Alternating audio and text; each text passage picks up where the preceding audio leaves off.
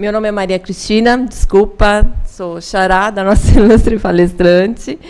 Hoje nós vamos ouvir um pouquinho ela, que é advogada, mestre em Direito Processual Civil pela Universidade do Mackenzie, doutora em Direito pela PUC, professora da Uninove, da Unip, que eu acabei de ficar sabendo, e nossa palestrante da casa, a doutora Maria Cristina Zainag. Vamos aplaudir, gente?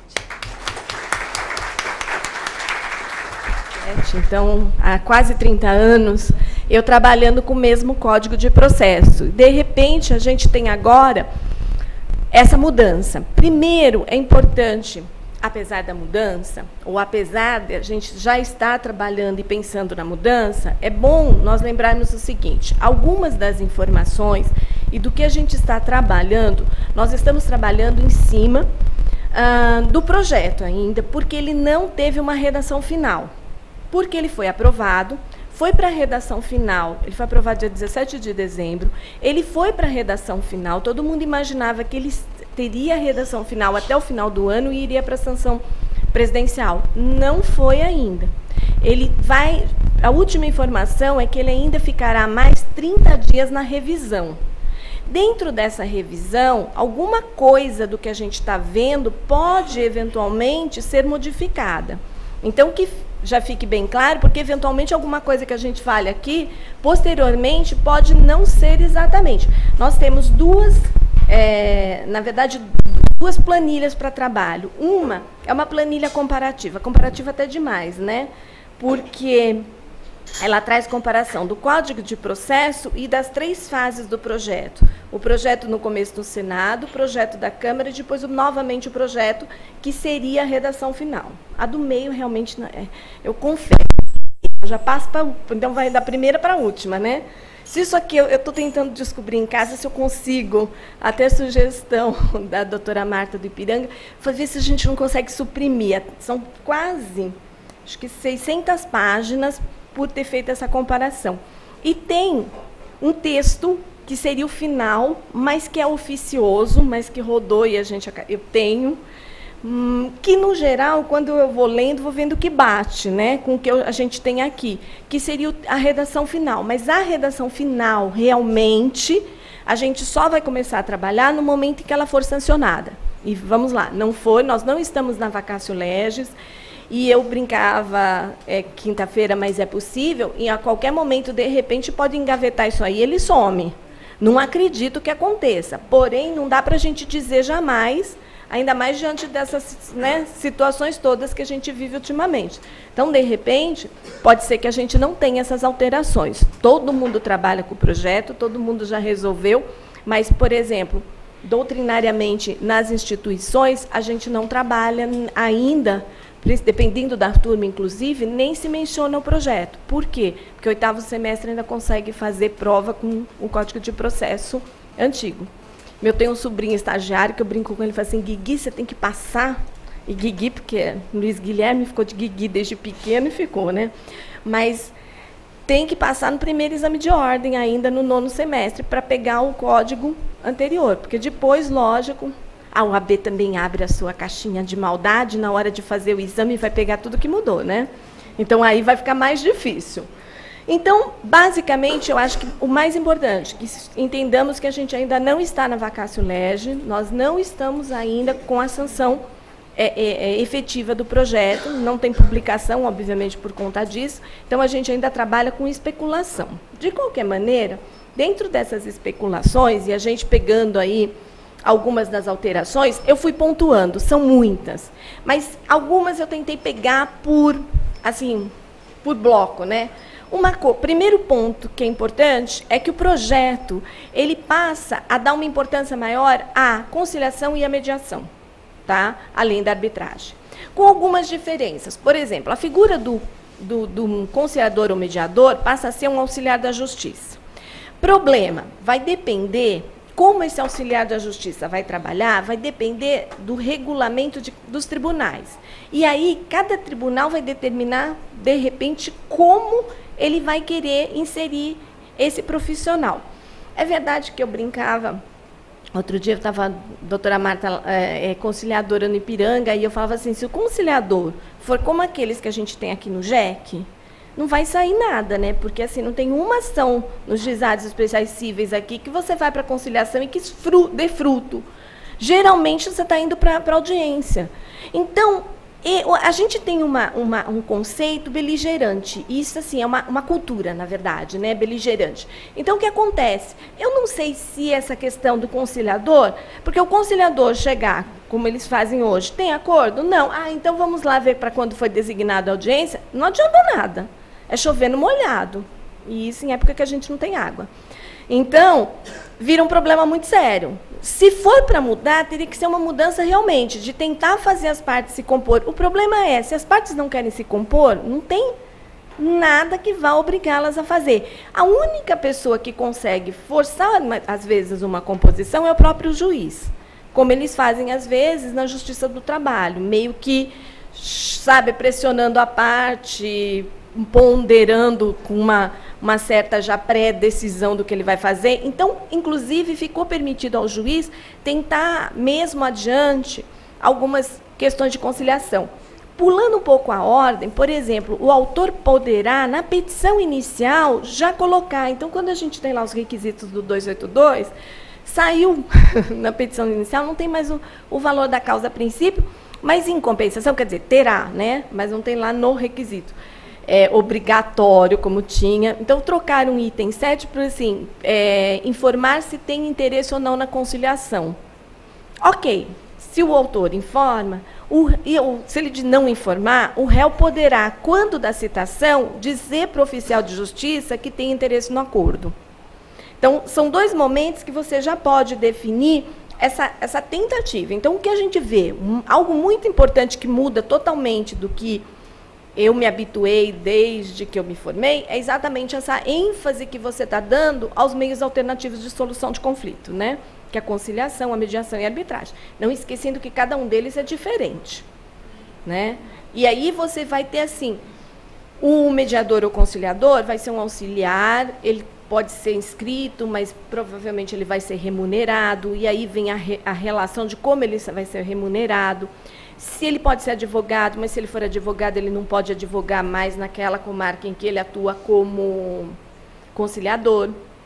Então, ao mesmo tempo que também, por outro lado, abre uma possibilidade de atividade para nós, advogados, ou para nós, aliás, fala do advogado, mas nada impede, por exemplo, que o bacharel... Porque esses dias eu comentava, quer dizer, é uma constatação. Na verdade, a gente é a única profissão que você estuda 5 anos e depois você sai como nada, né? Você sai sem profissão. Você sai como bacharel, de nada, porque não dá para você fazer nada. E aí você tem que passar num exame. E na verdade, essencial, até para manter o nível das instituições, etc. Só que você precisa, de repente, pode ser uma solução para aquele que não pode atuar no paralegal que a gente não tem. Então, de repente, vai ser um conciliador, vai fazer, lógico, todo conciliador vai ter que fazer um curso que é dado pelo próprio Tribunal de Justiça, e aqueles é que vão poder se candidatar à função de conciliador, que será remunerada. Minha preocupação, se vai adiantar alguma coisa, mas isso a gente só com o tempo vai ver, né? A princípio, assim, na realidade que a gente tem dos juizados especiais, a gente vê que, hoje em dia, não tem dado muito resultado essas tentativas de conciliação. Às vezes, a conciliação só vai sair lá depois da designação de audiência. Bom, além disso, a gente tem, assim, toda a parte inicial do Código de Processo, ele está com os princípios processuais.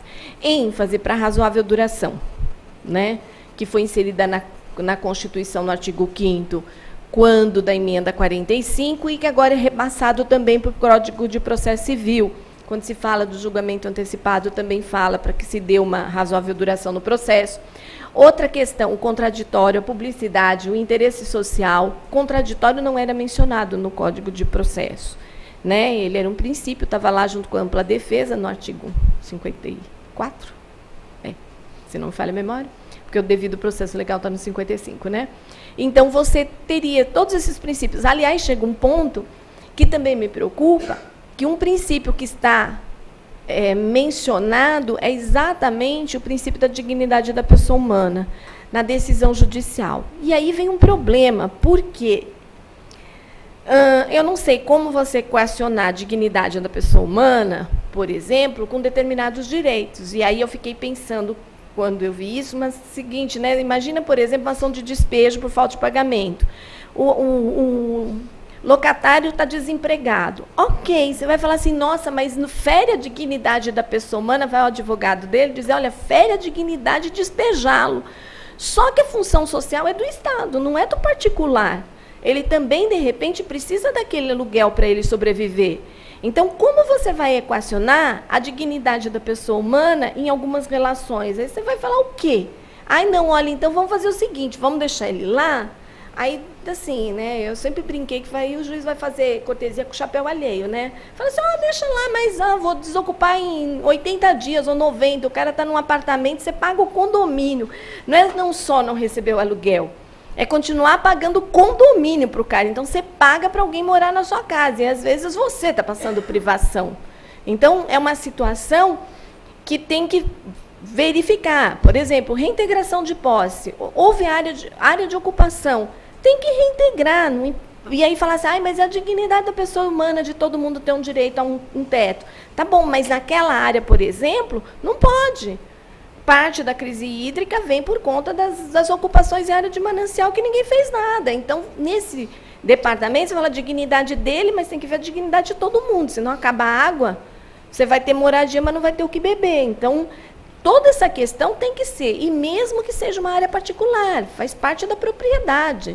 Ainda que ela não seja absoluta, ela só tem função social a partir do momento que ela for desapropriada. E a função social é para o Estado arcar para ele, não é para o particular. Então, me preocupa um pouco essa questão da dignidade da pessoa humana sendo colocada de maneira tão importante e destacada dentro do Código de Processo, né? Porque ela já existia na Constituição. Então, como administrar isso? E aí, como a gente tem, assim, para você pegar um juiz mais... não sei, mais dentro de um contexto, ou com posições políticas, de repente, mais de igualitárias, ele vai achar que tudo bem, então eu tenho uma propriedade, eu tenho que deixar a pessoa lá morando, aí eu não tenho direito mais ao meu imóvel, aí ele vai dar prazo de 120 dias, enquanto isso você ficou pagando, e de repente você morre de fome. Você mora debaixo da ponte, a pessoa fica dentro do seu imóvel. Então, esse é um ponto. Além disso, outra questão que talvez não seja boa, é a colocação que foi feita de que os julgamentos têm que ter ordem cronológica. Primeiro, como implementar isso? Porque ordem cronológica, mesmo que você tenha duas ações aparentemente idênticas, né? Duas ações de despejo de falta de pagamento, eventualmente, uma você consegue a citação mais rápido, uma não tem um incidente, a outra tem hora certa. Como que você vai determinar que o julgamento obedeça à ordem cronológica? Só se essa ordem cronológica for para efeitos de conclusão. Foi para conclusão, o juiz tem que seguir uma ordem cronológica. Talvez seja por aí. Porque não está uma explicação, pelo menos ao meu ver, eu não entendi exatamente como que vai funcionar essa ordem cronológica. Outro ponto que nós não tínhamos é que vai se exigir do autor que for se ausentar do país, seja ele nacional ou estrangeiro, que ele calcione a ação no valor das custas e dos honorários advocatícios, mesmo quando ele sendo autor, como também ele sendo réu. Então, você condicionaria... O problema é como você fiscalizar isso, porque você sai, você já tem seu passaporte, ninguém vai pegar na ação e falar assim, a partir de agora os passaportes vão ter que ser retidos nos autos. Até porque os autos são digitais, vai ficar mais difícil. Mas, tudo bem, ficou implementado dessa maneira. Bom, aí na parte de competência, se modificou a estrutura da ideia de competência internacional para competência interna, houve uma mudança um pouco, e ficou determinada uma competência, ao meu ver, absoluta, para a competência de foro de eleição contratual. Então, o artigo 25, eu peço licença para ler, diz que não compete à autoridade judiciária brasileira o processamento e o julgamento da ação quando houver cláusula de eleição de foro exclusivo estrangeiro em contrato internacional arguída pelo réu na contestação. Então, Outro ponto, mais à frente, mas vai que de repente a gente começa a ficar muito cansativo, já vou adiantando, que na verdade, a exceção de incompetência, nas hipóteses de incompetência relativa, não é mais, aliás, não existe mais exceção, né? A exceção sumiu como resposta do réu. Então, a gente tem agora como resposta do réu a contestação, a reconvenção e impugnação. Porém, na situação da exceção, na verdade, ela virou incidente, né? A exceção de incompetência do juízo, então, seja de incompetência relativa, e a de suspeição e de impedimento, ela vira uma petição dentro dos autos. Então, já é só um incidente, basicamente, dentro dos autos, arguindo que o juiz, se ele for, aí cai naquelas hipóteses de suspeito ou impedido, parente, amigo, tiver atuado na causa, etc. Então, você faz por mera petição, porque essa suspeição tanto pode ser arguída pelo réu como pelo próprio autor, em algumas circunstâncias. Então, no momento que se descobre, você tem prazo para interpor, mas não mais exceção. E a exceção de incompetência virou como absoluta preliminar na contestação. Então, quando você vai arguir, como aqui, você vai arguir que o foro competente não é o brasileiro, da mesma maneira, se fosse territorialidade qualquer, o foro competente não é o Osasco, você vai fazer isso, não mais por uma exceção, mas dentro da própria contestação em preliminar, como a gente fazia com competência absoluta. Bom, ficou também definido cooperação internacional e cooperação nacional. Então, o país estrangeiro, por exemplo, se tem um processo lá, poder fornecer provas para cá, a questão da prova emprestada, ela está claramente prevista no projeto do Código de Processo Civil, tanto no âmbito internacional como no âmbito nacional. Bom, para nós advogados, a parte dos honorários sempre interessa, né? Claro. Então, aqui a gente tem algumas alterações. Bom, a alteração é boa. Eu só quero saber se ela vai ter aplicabilidade, mas isso a gente vai ver com o tempo. Havendo recurso, o tribunal, que é o parágrafo 11º, ele diz o seguinte: o tribunal, ao julgar o recurso, majorará os honorários fixados anteriormente, levando em conta o trabalho adicional realizado em grau recursal, observando, conforme o caso, o disposto nos parágrafos 2º a 6º, sendo vedado ao tribunal, no cômputo geral da fixação de honorários devidos ao advogado vencedor, ultrapassar os respectivos limites nos parágrafos 2º e 3º para a fase do conhecimento. Basicamente, o tribunal deve verificar o grau de zelo, o interesse do advogado, e o valor ficou exatamente no que a gente tinha, entre 10 e 20. Se for 20, ele não pode majorar. Verdade que, assim, eu não me lembro quando eu tive condenação em 20%. Se for 10, ele pode majorar. Ele vai majorar para 20? Eu acho meio difícil, mas, em todo caso, eu só vejo o tribunal reduzir. Nunca vi ele aumentar honorários. Desde que eu me lembre, isso quando eles não fixam assim num percentual, né? Quando a ação é muito grande, eles não te dão... um fator, né, 10, 20, não, eles te dão um número, X por tanto, um valor, né, 10 salário bom que seja, R$1.000, então a ação é de 1 milhão, mas eles te dão 1.000, né? Então, é muito difícil ver a aplicabilidade disso. Se houver uma mudança de mentalidade, também é verdade que isso, se fosse aplicado, terminaria um pouco, ou evitaria muitos dos recursos protelatórios, porque aí a parte pensaria 2 vezes, porque ela vai agravar a situação, né? Então, de repente, poderia até ser uma forma de você elidir, já que uma das coisas que elidiriam mais a questão do recurso seria você evitar a apelação, fazendo o que toda a legislação recente tem feito, dando o efeito meramente devolutivo. O projeto manteve a apelação efeito suspensivo e devolutivo. Eu questionei, a gente teve a oportunidade de ter uma palestra na Uninove, e eu, lógico que assim, não na frente de todo mundo, mas eu fui falar com o deputado por que não tinha mudado isso, porque vai contra tudo, porque todas as legislações recentes, elas instituíram efeito somente devolutivo. para você ter a aplicabilidade, a execuibilidade, ainda que provisória, já de imediato, que faz com que as pessoas parem de pensar tanto no recurso protelatório. E aí ele disse, na verdade, em algum momento do projeto ele teve, o efeito era meramente devolutivo, mas depois mudou. E mudou por quê? Porque aí vem os lobbies, né? Não passaria se fosse devolutivo, se fosse somente devolutivo. Aí, para ter o código, eles abriram mão de algo que realmente acabaria. E claro que acabaria, porque, na verdade, a gente sabe muito bem que quem recorre mais, e isso já... quando eu fiz meus créditos de doutorado, eu fiz com o professor Nelson Neri. E ele sempre falava o seguinte, que o maior apelante, né, que mais congestiona a segunda e a instância superior é o Estado. Claro que se você mudasse o efeito do recurso, você estaria tirando do próprio Estado esse interesse de postergar, né, principalmente quando ele é devedor. Então, claro que a gente não conseguiu aprovar isso e o efeito continuou suspensivo e devolutivo. Então, acaba continuando com essa ideia de recorrer e talvez essa incidência de mais um ônus, que seria a verba honorária, além de ser mais justo para a gente que está trabalhando, seria também uma forma de tentar evitar esse caráter protelatório.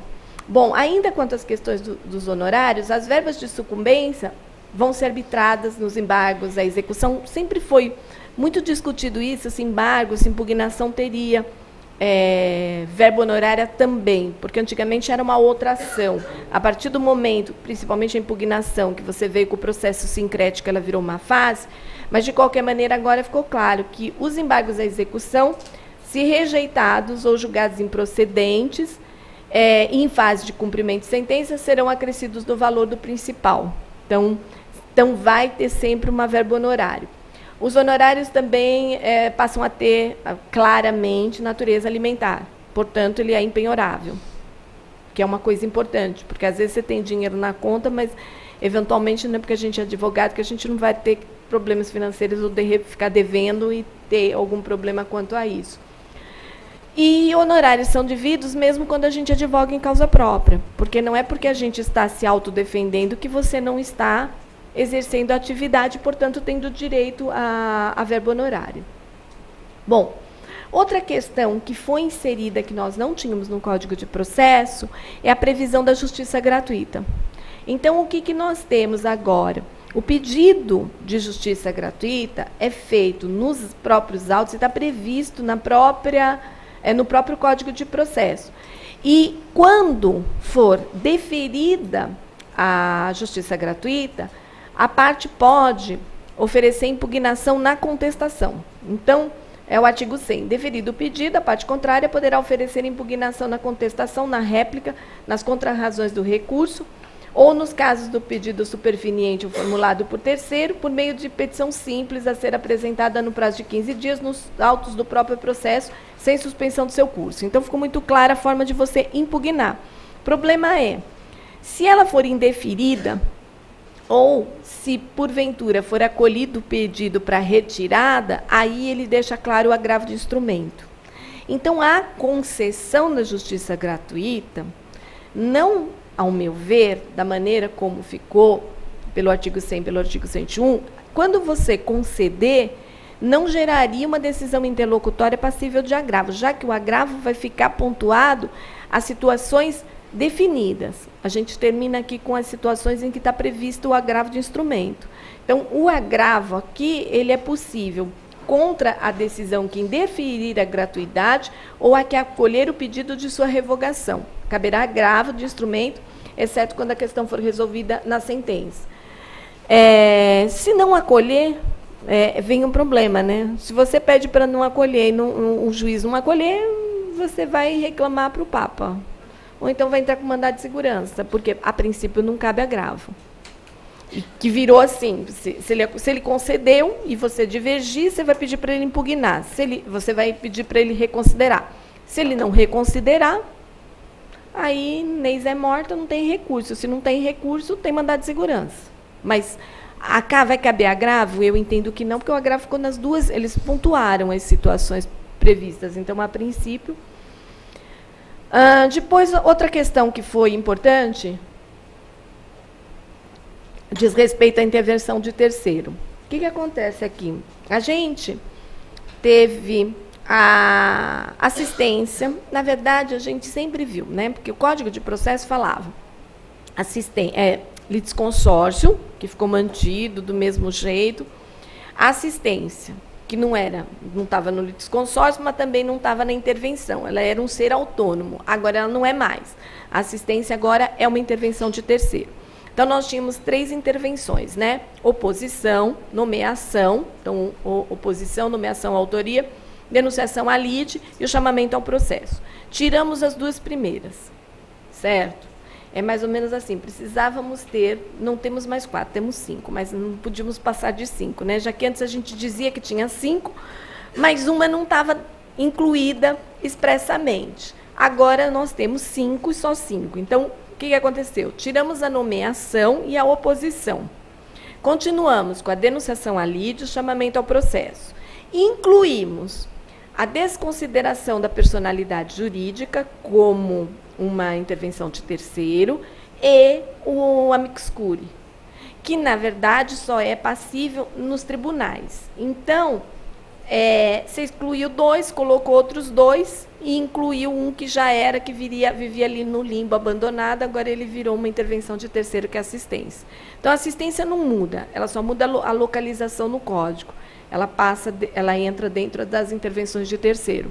E a gente teve esse incidente, que, na verdade, na prática já existia, agora ele tem previsão legal, né, que vem importado da Justiça do Trabalho. Meu irmão sempre disse que eles são, por mais que a gente critique, né, que eles estão sempre adiante, então eles já fazem isso faz tempo, né? E o amicus curiae, que virou previsão processual, coisa que ele não tinha. E acabamos, né, excluímos a nomeação e a oposição. Uma outra característica que eu vejo é uma tendência a um maior poder que é dado ao juiz. E é dado poder ao juiz muito grande. Eu pontuei algumas situações aqui, mas não são as únicas. Na verdade, a gente tem outras tantas que você vai ter também. Essa questão dos poderes do juiz está cada vez mais Está pontuado, né? Por exemplo, ele pode determinar medidas indutivas, coercitivas, mandamentais ou subrogatórias necessárias para assegurar o cumprimento da ordem judicial. Houve uma ampliação do 471. Então, lá nós não tínhamos no 471 que ele pode estipular multa, etc. Agora, ele pode fazer mais. E em algumas situações até ficou mais confuso. Ele pode, por exemplo, dilatar prazos processuais, alterar a ordem de produção dos meios probatórios. Houve uma cisão, ou se não, uma confusão entre depoimento pessoal e interrogatório, porque quando fala do depoimento pessoal, que a princípio o depoimento pessoal, a parte que deveria requerer. Quando for interrogatório, o juiz é quem deveria pedir, né? Agora não, agora fala do depoimento pessoal e o interrogatório num único inciso, confundindo um com o outro. Então, foi dado ao juiz diversos, ele pode, no meio da ação, chamar as partes para tentar composição. Então, de novo, conciliação. Então, fica muito a critério dele. Eu pontuei só aqui 3, mas tem mais. Determinar o suprimento de pressupostos processuais e saneamento de outros vícios processuais. Então, fica muito a critério do juiz, em vez dele indeferir, ele, por exemplo, determinar. Agora, ao mesmo tempo, uma coisa que, de certa maneira, eu gostei, que é o seguinte, o perito, e aí eu pus aqui embaixo, né, ficou menorzinho, mas o perito passa a ter mais ou menos a mesma ideia que foi dada às vendas que são feitas, a feita penhora, uma das formas de alienação na penhora hoje é a venda do bem por particular. Então, um corretor que esteja devidamente cadastrado pode ser chamado, o juiz determina as condições para que seja feita a venda e ele pode trabalhar numa venda normal, aquele imóvel penhorado, certo? E então, para isso, ele vai ter que ter um cadastro. O perito agora vai ter que ser cadastrado. Então, a princípio, A formação do cadastro, os tribunais devem realizar uma consulta pública por meio de divulgação na rede mundial de computadores ou em jornais de grande circulação, além da consulta direta a universidades e conselhos de classe, ao Ministério Público, à Defensoria, à Ordem dos Advogados, para indicação de profissionais ou órgãos técnicos interessados. Então, abre uma possibilidade da coisa não ser assim, o perito do juiz, não vai ser mais do juiz, daquele juiz, mas vai ser do tribunal como um todo. Eu acho que isso facilita um pouquinho, assim, de repente, eu não sei se eu estou um pouquinho maledicente, mas de qualquer maneira, eu acho melhor, porque aí você vai ter alguém que não conhece diretamente, que não sei, que talvez seja mais fácil, inclusive da indicação não ser tão centrada assim, o perito do juiz fulano, porque ele é amigo, porque ele foi indicado por não sei quem, assim não, a coisa se torna mais profissional, de repente, pelo menos penso eu, né? Pode ser que eu viva num mundo cor-de-rosa, eu acredito que isso vai adiantar, mas em todo caso, pode ser que não. Bom, a outra alteração que foi feita foi na função do MP, certo? É verdade que eu odeio o Ministério Público em processo civil, acho que ele só tem uma função, tumultuar, né? Que aí você vai ouvir o Ministério Público, aí ele vem. No melhor interesse do menor, ele não te deixa vender um imóvel, mas em compensação a criança não come tijolo, né? Eles ainda não conseguiram, não viraram um cupim de solo. Então, às vezes, ele atrapalha, mas ele ficou limitado apenas a ações de incapaz. Então, tiramos o Ministério Público, porque antigamente era mais aberto, então eram todas as ações de Estado. Aí você vai lá se divorciar, tem que ouvir o Ministério Público. Né? Aí, de repente, o cara vai perguntar, mas olha, mas por quê? Porque não é problema dele, ele não tem função nenhuma, todo mundo é maior, vacinado, você não precisa do Ministério Público. Se você tiver que entrar com processo, vai lá se divorciar litigiosamente, vê o Ministério Público mandar esgotar todos os meios para tentar citar. Não é problema dele, as pessoas são maiores, capazes, não deveria nem se meter. E agora ele não vai se meter mesmo, porque ele não tem mais função. A função dele está apenas nas ações do incapaz. Ficou bem definido. Também ficou previsto no Código de Processo a função da Advocacia Pública e da Defensoria Pública. Certo? E aí vem uma grande inovação, né? Mas, ao mesmo tempo, eu fico assim, tadinha. E todo mundo do 5º semestre, que eu acabei de ensinar prazo, agora mudou tudo, né? E ele vai ter... E pior que agora, você não pode falar, porque já está no 6º, vai confundir, então vai virar um salseiro. Mas tudo bem. Porque os prazos agora não são contados mais como a gente contava. São contados apenas dias úteis, sendo que tira dos dias úteis o sábado, o domingo e, lógico, os feriados nacionais. Então, de um lado é bom, mas de outro lado, quer dizer, como advogado é bom, mas quando você pensa na celeridade, na razoável duração, ele é um tiro no pé, porque se eu quero que as coisas sejam mais rápidas, eu deveria ser mais objetivo. Então, ou seja, o prazo poderia ser do jeito que era. Só que agora não, agora vão ser contados dias úteis. Então, e obviamente que dias úteis, se começa no final de semana, vai começar só na segunda, porque continua. Prazo começa, o dia de início é sempre um dia útil e não vence, obviamente, não antecipa. Então, se cair num dia não útil, posterga para o primeiro dia útil subsequente. A contagem que mudou, porque era contagem corrida e agora é contagem, quer dizer, será contagem de dias úteis. Certo? Por exemplo, nessa semana, um prazo que quer ter uma coisa assim, né? Semana que vem é carnaval, então essa semana sai um monte, mas o juiz faz de propósito. Alguns anos atrás eu lembro que tinha um negócio que estava demorando 6 meses para sair publicado. Quando ele saiu publicado, na quinta-feira antes do carnaval, para o prazo de vencer exatamente na quarta-feira, para você pegar aquela fila que começa e não terminava, né? Com a vantagem que agora a gente tem processo eletrônico, no máximo vai ter congestionamento na internet. Mas você pegava, assim, uma vez acho que eu fiquei quase 1 hora no TJ, agora TJ, antes primeiro Tribunal de Alçada, ali no pátio do colégio, para protocolar uma petição. Aí um dia eu vim aqui fazer um favor para meu irmão, depois do carnaval, eu falei, nossa, mas por que eu tenho essas ideias de ser boazinha, de boa intenção, o inferno está cheio, né? Eu fiquei quase 2 horas aqui no Tribunal de Justiça, porque e olha que ele não advoga no cível, né? Para quebrar o galho dele, porque ele estava sem estagiário. Eu falei, que bom, né? Só eu para ter essas ideias. Mas era sempre complicado. Agora vai ser, né? Teria todo esse lapso. Começou na quinta, uma pularia, continuaria só na quarta-feira, depois do carnaval. Outro ponto importante para nós foi o que já foi, quer dizer, foi feito mais ou menos, né, porque não seguiu-se essas datas esse ano, mas por determinação do CNJ, foi determinada aquelas férias forense, né? Só que, se não me falha a memória, foi de 20 a 7, né? Agora vai ser de 20 a 20, vai ser um mês. Então, nós vamos ter realmente poder, como advogado, ter férias, começando em 20 de dezembro e terminando em 20 de janeiro.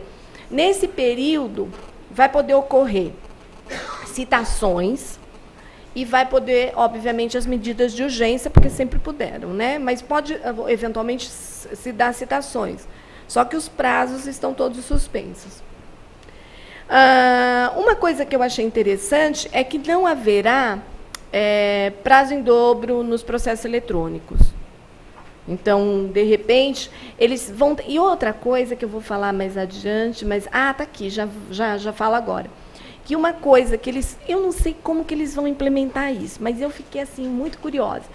Com relação à citação. Com relação à citação, tem diversas alterações. Uma delas é criar um cadastro de empresas.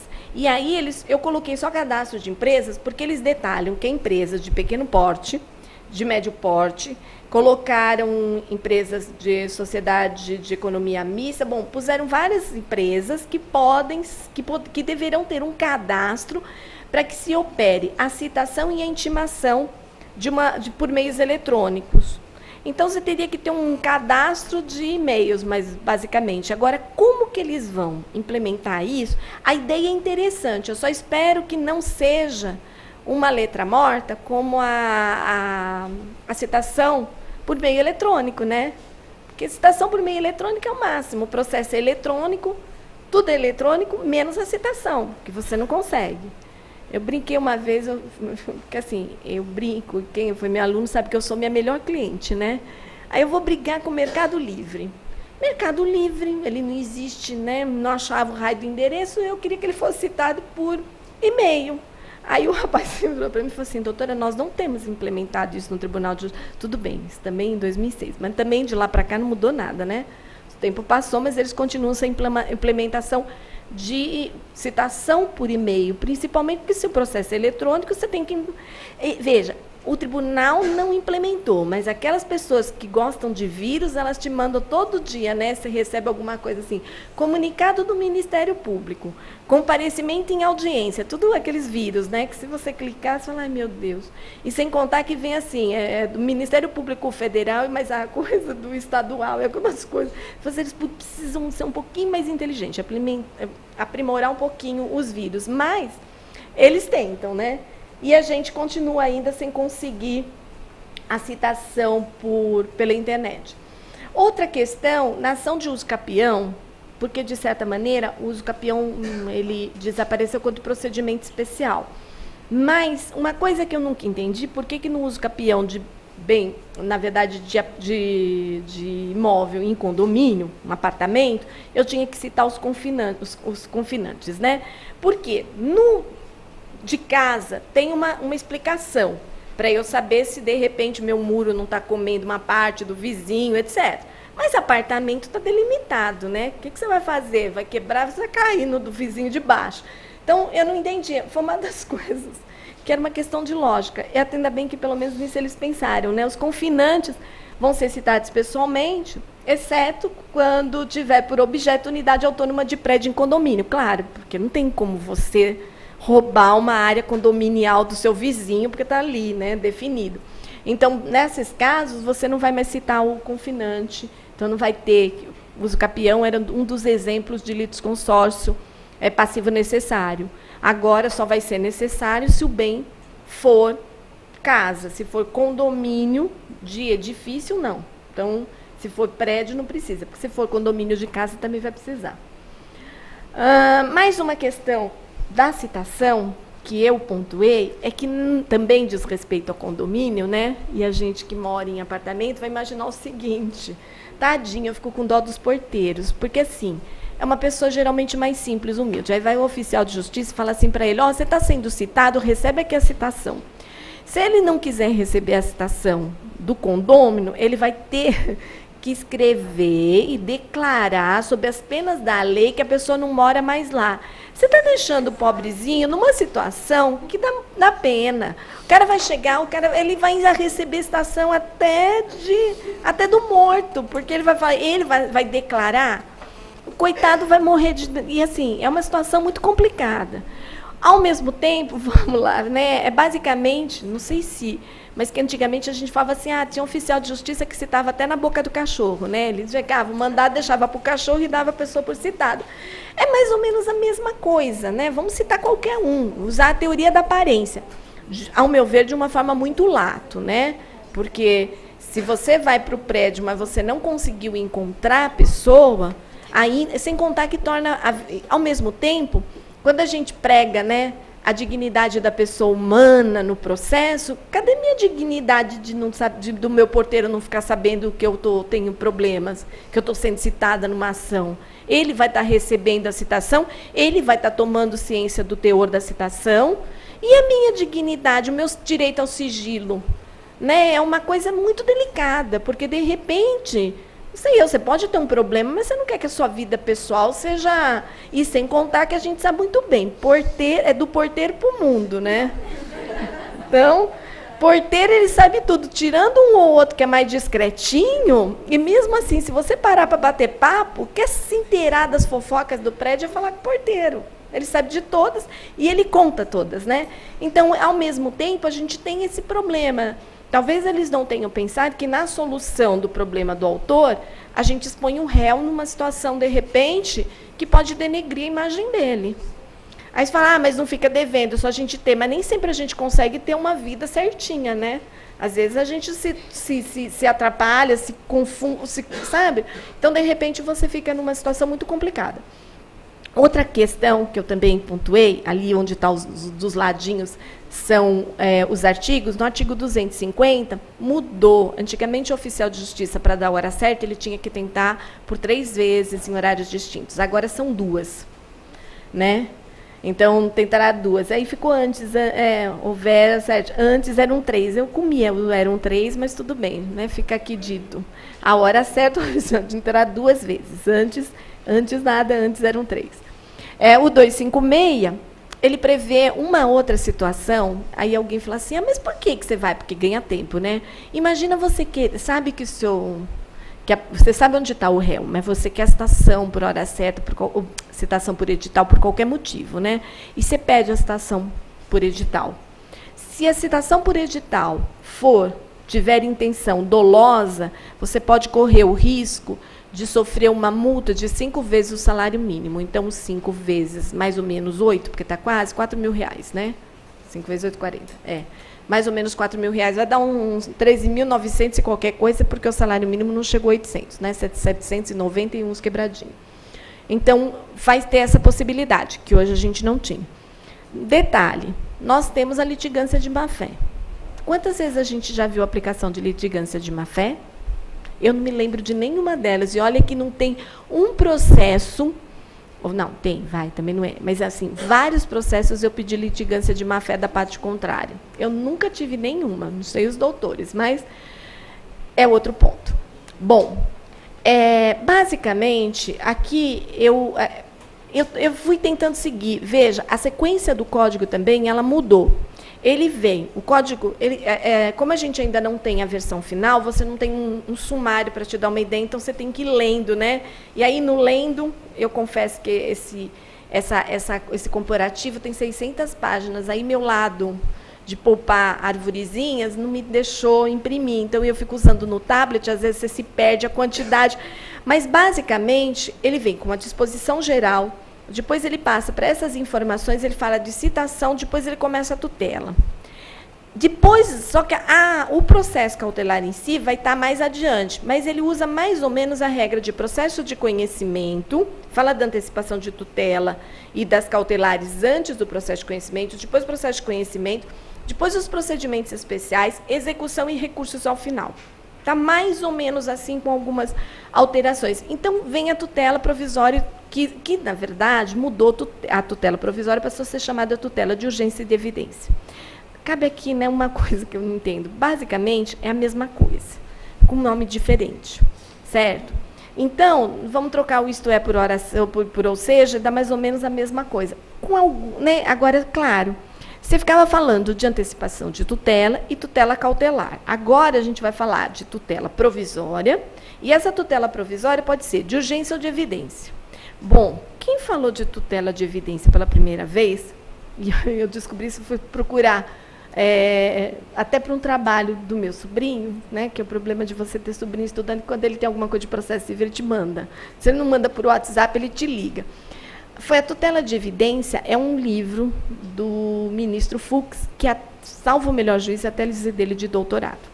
Então, ele começou a falar de tutela de evidência, e agora a gente tem um código de processo com tutela de evidência. Basicamente, a princípio, a tutela de urgência, ela é a cautelar antiga. Então, você tem que demonstrar, ela pode ser preparatória, pode ser incidental, mas tem a ideia do processo cautelar. Já a tutela de evidência é para evitar abuso de direito, mas você tem que ter uma certeza, certo? Então, basicamente, você tem as mesmas coisas ditas de maneira diferentes. E não existe mais cautelar nominada. Então, não tem mais cautelar específica. Então, a gente não tem assim, hoje, você vai falar, estudar processo cautelar, a cautelar pode ser nominado ou inominada. A gente não tem mais cautelar inominada e nominada. A gente só tem as cautelares, certo? Só tem as tutelas de urgência e as tutelas de evidência, certo? A de evidência você tem que comprovar, ela exige, exatamente pela denominação, uma evidência, então, uma certeza do direito, e na cautelar, uma probabilidade do seu direito, né, na tutela de urgência.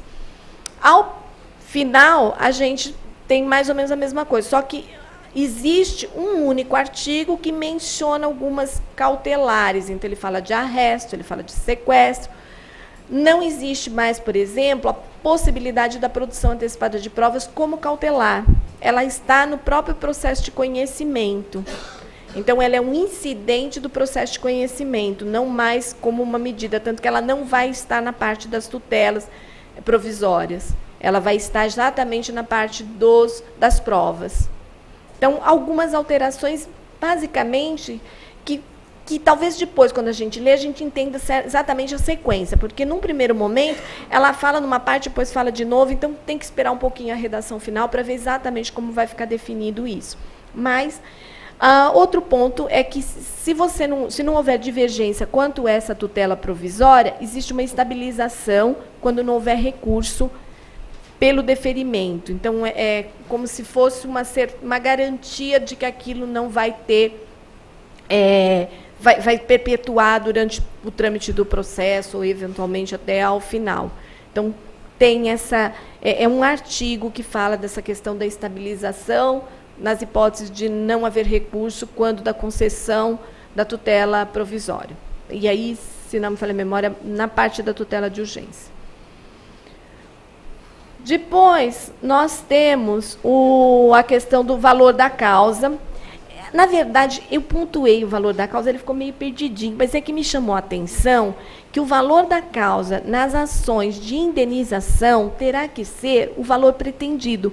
Inclusive, e aí está expresso, porque uma das coisas que a gente tinha, dano moral, né? Então, você pedia dano moral e você dava valor da causa para efeitos fiscais.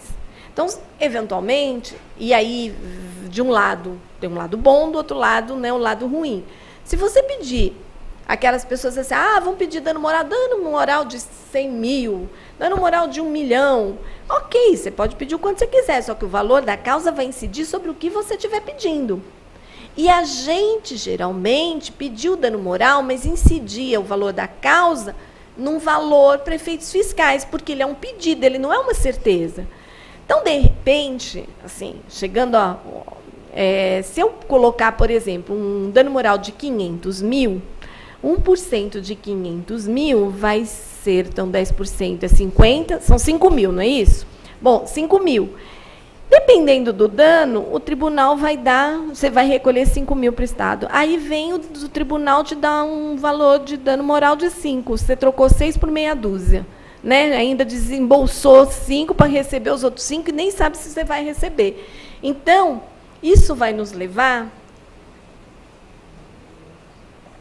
há uma saída, ao meu ver, que é a seguinte, que eu já vim adotando, né? Porque como eu pedi dano moral e pediram para atualizar, deixa eu fazer o seguinte, pede dano moral em valor a ser arbitrado. Aí você não pode, né? A ser arbitrado pelo juiz. Pedido genérico, você não define o valor da causa com base nele e resolveu o problema. Porque, senão, esses pedidos de dano moral astronômico passam a ser um tiro no pé. Porque você vai pedir um valor alto, aí automaticamente você vai recolher custas. De repente, se você pedir 1 milhão e recolher 10 mil de verba honorária, depois você vai receber 5 de dano moral. Porque tem aquela tabelinha de dano moral do STJ, né? E aí a gente vê assim, dano moral por negativação é 5 mil, né? Por morte eles entendem 50. Se você vai pedir 500 mil porque alguém morreu, você vai pagar praticamente, o ganho vai ser bem menor. Então, é uma coisa que, como advogado, a gente vai ter que pensar na hora de atribuir valor.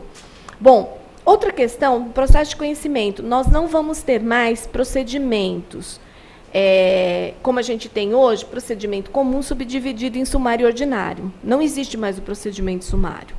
A gente só tem o procedimento comum, ponto. E o procedimento comum, na verdade, segue o rito do ordinário, com as tentativas de conciliação, que era uma característica, mas a gente não vai ter mais o sumário. O sumário vai ficar limitado à ideia dos juizados especiais cíveis. Certo? Mais uma vez, o artigo 317.2, a opção pela realização da conciliação. E vamos falando de conciliação, né? De preferência, vamos tentar compor todo mundo para evitar o judiciário abarrotado. A gente continuou, e aí vem, né? Quem foi meu aluno em processo civil 1, a gente fala de quando vai para o despacho liminar do juiz, a improcedência liminar. Procedência liminar que a OAB, inclusive, né, no artigo 285A, entendeu que era inconstitucional, entrou com uma DIN.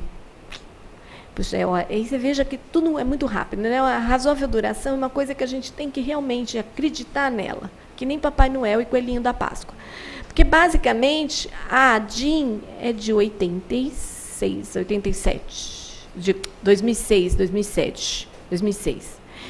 De 2006. Até hoje, a gente não teve nenhuma resposta quanto ao artigo, né? Ela passou, aí o ministro se aposentou, passou para o outro, aí vai de relator para relator e ninguém mais, né, ficou. Por isso, aí temos um novo Código de Processo, de novo mencionando a improcedência liminar. Só que a improcedência liminar do 330 agora, ela é diferente do 285A, no que diz respeito às hipóteses em que o juiz pode julgar improcedente liminarmente. Pelo menos a gente tem um pouquinho mais de segurança jurídica, digamos assim, porque não é mais o entendimento do juiz.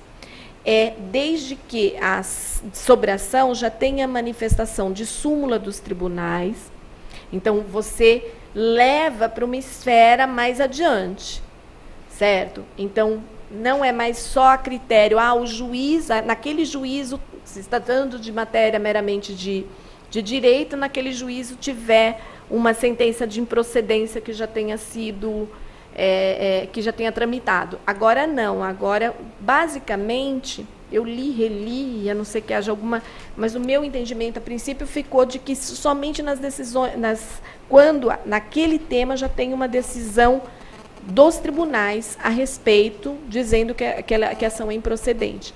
Não me deixa muito feliz, mas pelo menos dá um pouco mais de segurança para a gente, no sentido de ajuizar uma ação e, de repente, não ver essa ação indo nem para a citação, né, da improcedência liminar. Além disso, nós temos também que o artigo 369, que o juiz pode admitir a utilização de provas produzidas em outro processo, atribuindo, então, é a questão da prova emprestada, sempre observando o contraditório, mesmo quando ele utiliza essa prova emprestada. Outro questionamento, diz respeito à questão que eu já falei da produção antecipada de provas. Então, basicamente, a gente tem no 378 a possibilidade da produção antecipada de provas num incidente probatório, não mais como a gente tem hoje, que seria uma cautelar. Além disso, só, se não me falha a memória, voltando aqui na improcedência liminar, houve uma alteração, deixa eu só ver o 330, se a minha memória não está me pregando uma peça, porque é o seguinte, quando fala de indeferimento hoje, 267, que o juiz pode indeferir a petição inicial, quando houver prescrição e decadência, né? Só que, na verdade, prescrição e decadência seria sentença de mérito, mas ele pode indeferir a petição inicial. Se não me falha a memória, no 330, eu não incluí aí, mas mencionando, mas uma das hipóteses de improcedência liminar agora, e o problema de você olhar aqui, por isso que é bom um bom papel, né? Vai mais fácil. Aqui você bate o dedo, daqui a pouco ele muda de página e ele vai assim, bem mais adiante. Mas, basicamente, no 330, se não me falha a memória, está lá também a possibilidade da improcedência liminar, se o juiz verificar prescrição e decadência. E aí, quem estuda pelo Humberto Teodoro, se não me falha a memória, vai lá que ele dizia que o 267 estava errado aí, né? Porque ele entendia que não podia ser 267, que tinha que ser do 269, porque, afinal de contas, prescrição e decadência, partindo do pressuposto que em deferimento eu poderia ajuizar novamente a ação, nessa hipótese eu não poderia, né? Porque se está prescrito, o direito já não haveria mais. E agora, para tentar solucionar, e aí você vai ver por quê, né? Porque, afinal de contas, como eles que fizeram, tudo que eles punham como crítica, com lógica ou sem lógica, eu vou tentando aqui achar, mas eu vou continuando para a gente não perder tempo.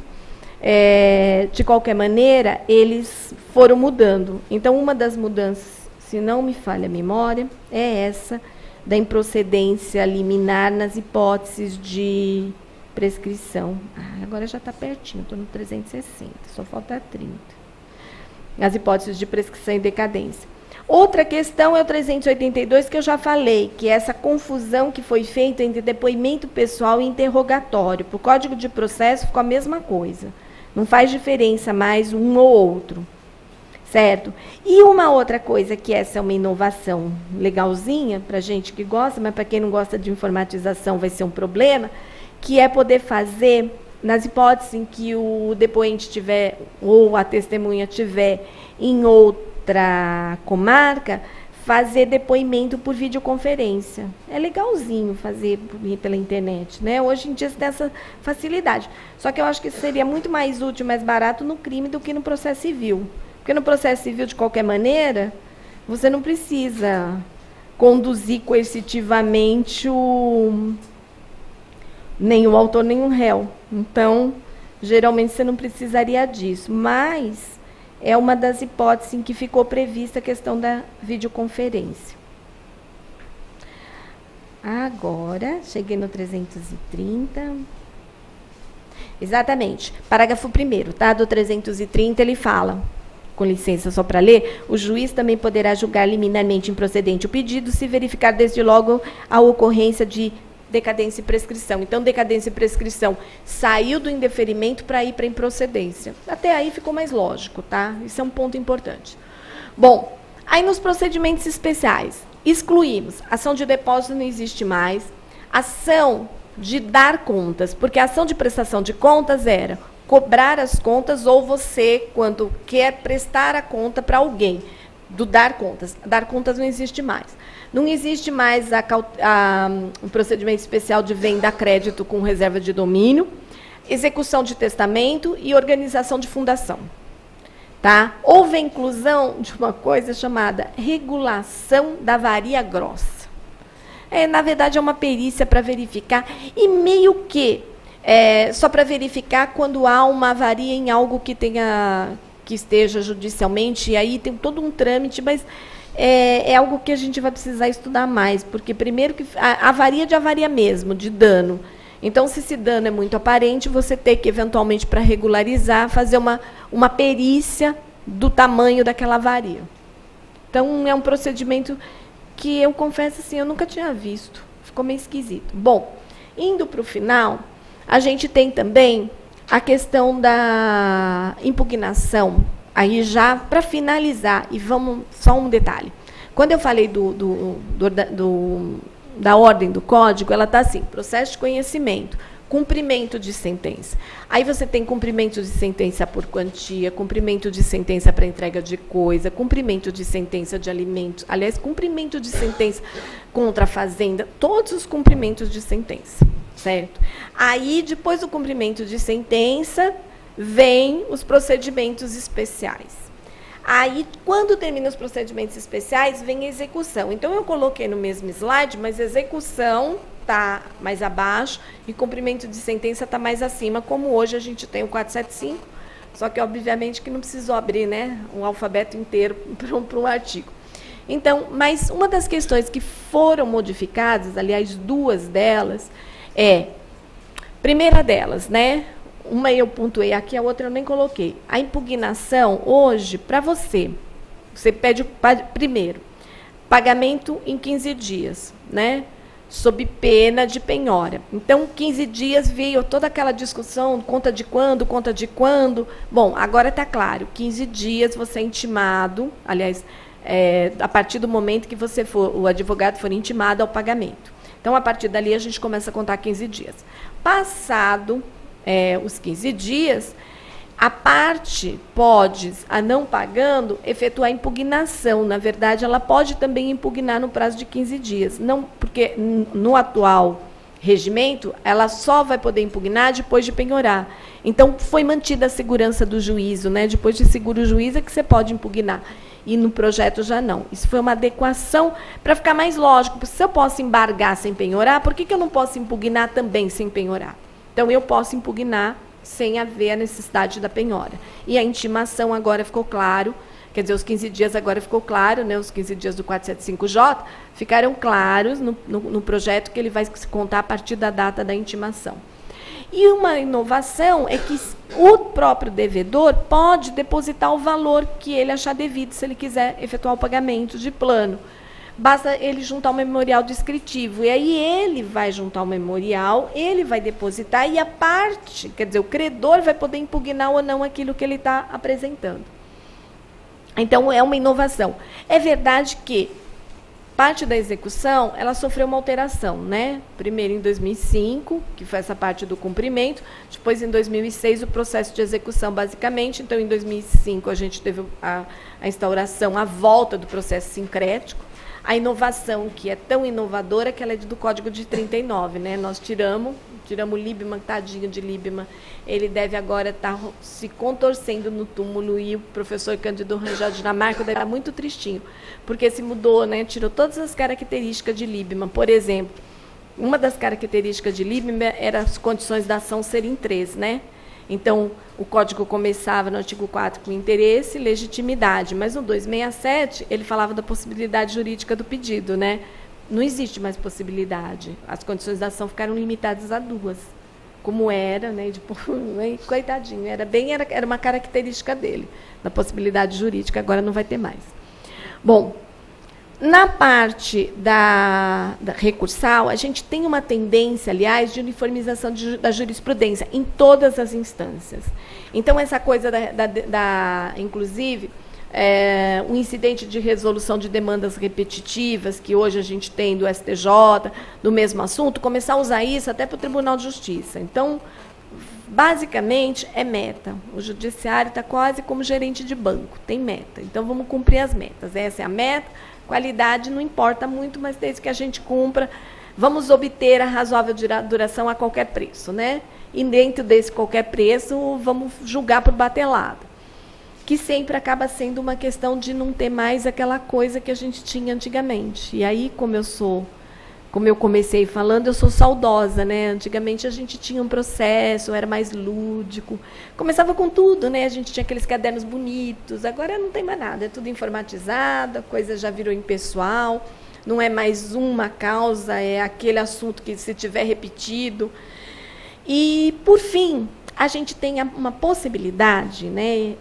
Por fim, ainda não bem no fim, porque ainda tem mais um slide, a possibilidade da conversão da demanda individual em coletivo. É verdade que eu brinquei, mas é uma realidade. Isso, se de um lado é bom, de outro lado não é. Primeiro, pensando assim, eu falei que, outro dia eu falei, mas eu usei um termo, mas acho que não é bem um... Mas pensando como uma reserva de domínio, porque eu usei o adjetivo mercenário, mas não é. É uma reserva de, né, reserva de trabalho.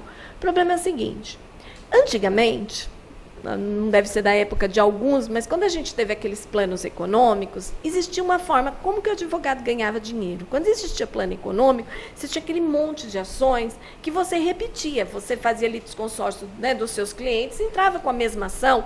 Então, vamos liberar o dinheiro de quem tinha caderneta de poupança na época do Collor. Então, você entrava e automaticamente você ganhava dinheiro com aquilo, né? Então, você tinha várias pessoas, todo mundo procurava. Então, advogado, tributarista e aqueles que eram civilistas que iam lá, ganhavam honorários a partir daquilo. E era uma forma de mantença. Hoje em dia, se você pensar que a demanda individual pode virar coletiva, você teria exatamente uma situação como essa. Então, você tem uma situação onde vai ter diversas ações. Diante disso, o juiz pode oficiar a todos os órgãos que são a quem é possível a ação de civil pública, né?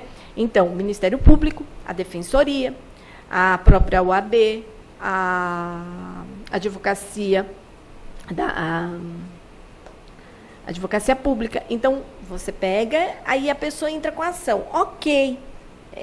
Melhor, vai atender a todos os jurisdicionados, mas, ao mesmo tempo, é uma ação para todo mundo, quando a gente podia ter um monte de açãozinha e um monte de gente recebendo, e vai ter aquelas pessoas que, de repente, não vão receber nada, porque já recebem salário, como o Ministério Público, né? Então, de um lado é bom, de outro lado, aí você fala assim, sobre o lado social, vamos fazer uma análise só da morosidade, é perfeito, conversão. Sobre o lado profissional, eu vejo esse detalhe. E isso, ao mesmo tempo, também pode virar uma coisa. Por exemplo, a questão da falta d'água.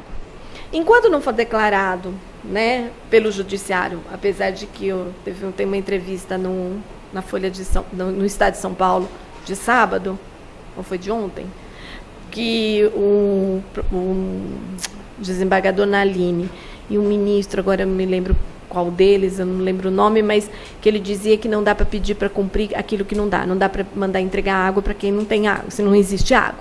Então, ele dizia, basicamente, que as ações com relação a essa questão de fornecimento de consumo de água tem que ter bom senso.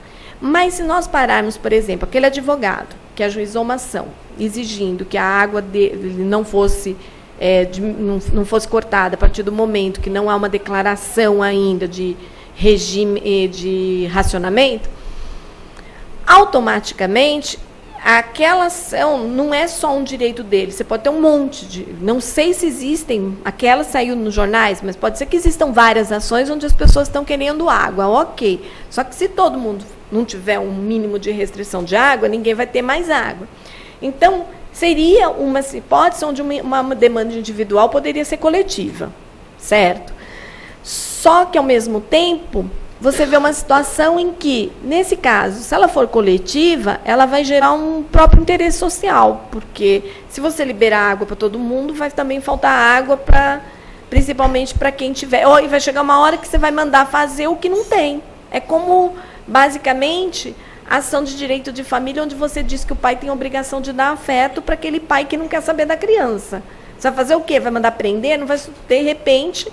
Nos casos de alienação parental, que o pai também não se ligou em querer mudar aquilo, não tem. Né? Tem coisas que o judiciário não pode intervir. E essa questão da água é uma, mas também seria um exemplo onde uma demanda individual poderia ser coletiva. Ou então qualquer plano econômico, qualquer situação em que você vá. E que de um lado é bom, mas de outro lado pode implicar numa diminuição de ações individuais e, portanto, numa redução de honorários.